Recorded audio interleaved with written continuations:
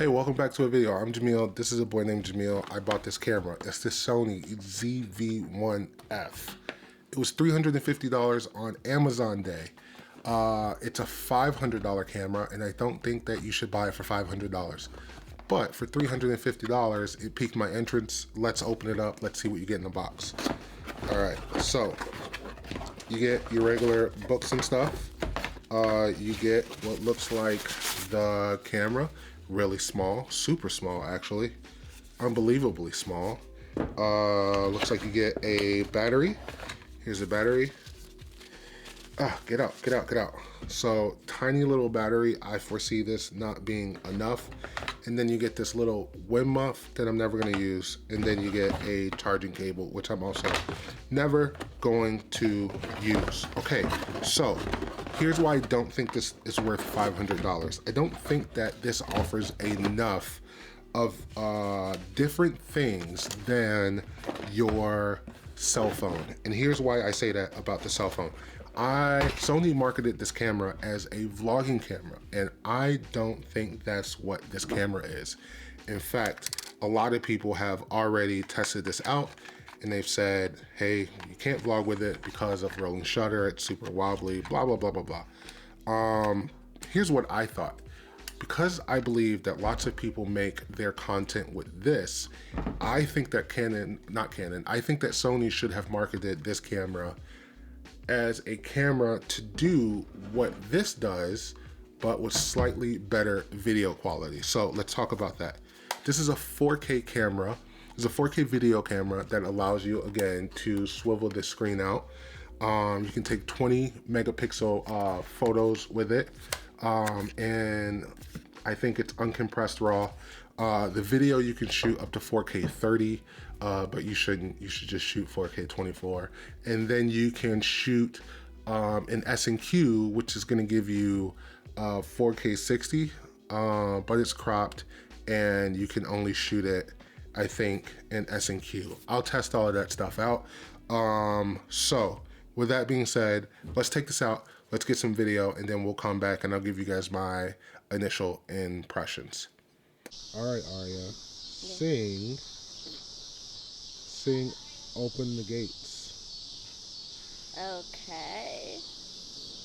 The window's open, so that door. I didn't know did that anymore. Who knew we owned 1,000 salad plates? For years I roamed these empty halls. Why have a ballroom with no balls? Finally we're opening up the gates. There'll be actual real life people. It'll be totally strange. But why am I so ready for this change? 'Cause for the first time in forever, there'll be music, there'll be light.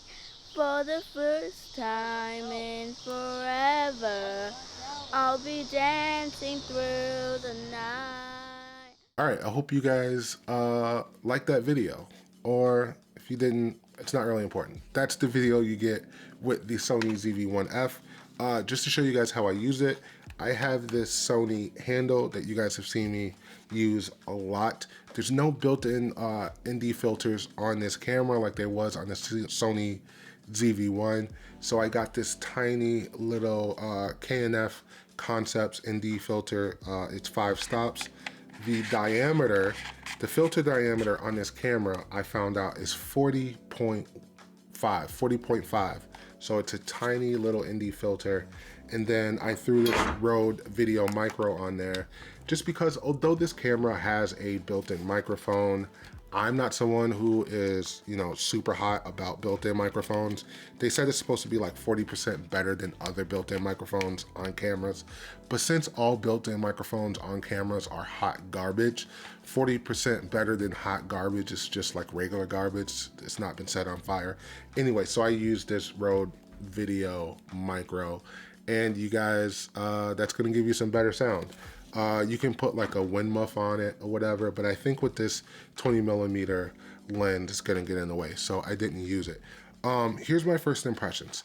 The image quality is okay, right? It's okay. It's better than cell phone quality, I think. I left it in intelligent auto, so I let the camera do most of the heavy lifting, except when I had to dial in some ND because it was too bright. But that's what you get. Here are the things that I like about this camera. I like that it has a swivel screen. I like that it has this fixed 20 millimeter lens on here. Just for reference, you guys, I am shooting on my A7. I'm shooting on my A7 IV right now with my 20 millimeter 1.8. And then just so you guys can get an idea of the difference between what 20 millimeters look like on a full frame camera and what 20 millimeters look like on a 1-inch camera. Here is 20 millimeters on the A7, no, the Sony ZV-1F. I'm holding it with the mini tripod at about the same distance that the A7 IV is being held with. And so this is the difference. ZV-1F, Sony A7 IV, that's the difference. Obviously, there's going to be some differences. On a full frame sensor, I'm setting at ISO 640.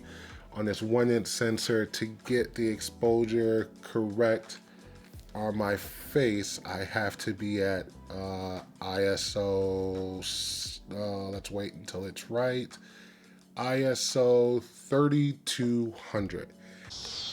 Hey, Editor Jamil here. I realized that the light in the basement was really dark, and so I didn't want anybody to think that I was trying to be disingenuous when I was comparing the video from the A7 IV to the ZV-1F. So this is the video from the A7 IV with the Rode Video NTG mic.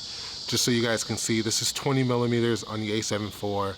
Full frame camera, kind of low light. It's like 7:30 at night, and yeah, this is the video that you get. And so for comparison, this is the video that you get from the Sony ZV-1F. Again, I have it on intelligent auto, so this is f2 with the 20 millimeter fixed lens on here. I do have an ND filter on. It looks like the ISO is at 1250 with the Rode Video Micro. So these are the two images that you get with both cameras. One with the A7 IV, and then this one with the ZV-1F.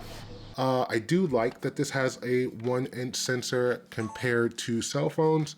Your cell phone sensor is going to be a little bit smaller. You're going to be able to take advantage of this entire 1-inch sensor. What does that mean? It means that you're going to get better image quality. It means that you're going to get better photos. It means that you're going to get better low light out of this camera. Remember, your cell phone sensors, even at the size that they are, you're not able to take advantage of that full sensor because of the way that these lenses on cell phones are. Even the 1-inch sensor on the Sony Xperia camera isn't using the entire 1-inch sensor because these lenses aren't able to take advantage of that. If you guys want to know more about that, I'll link a video by MKBHD down below. So, I was talking about the things that I like. I like the swivel screen. I like that it's 4K. I like that it has that 20 millimeter lens on there. I like that you can take uncompressed raw photos. I'll throw some photos up on the screen right now that I took with it. What else? I do like the size. I do like the size because it gives you, like I said, it gives you an opportunity to just talk to the camera, and it's not super intrusive. This one's not super intrusive, but some of the other ones that you would be vlogging with, remember, it's easier for me to vlog, you know, inconspicuously if I have a smaller camera, so I did like that. I have heard people say that this is a good entry-level camera, and I don't think that it is. When I think of entry-level, I think of the Sony a7C, I think of the Canon RP, and, you know, to a lesser extent, I think of, you know, the 6000 series cameras by Sony. But I would never recommend the 6000 series, you know, to someone who's really trying to learn photo and video. The reason that I don't like this is, if you guys can see this, because this camera is so small, all of these buttons are super tiny. Also, it's missing an EVF. There is missing some scroll wheels.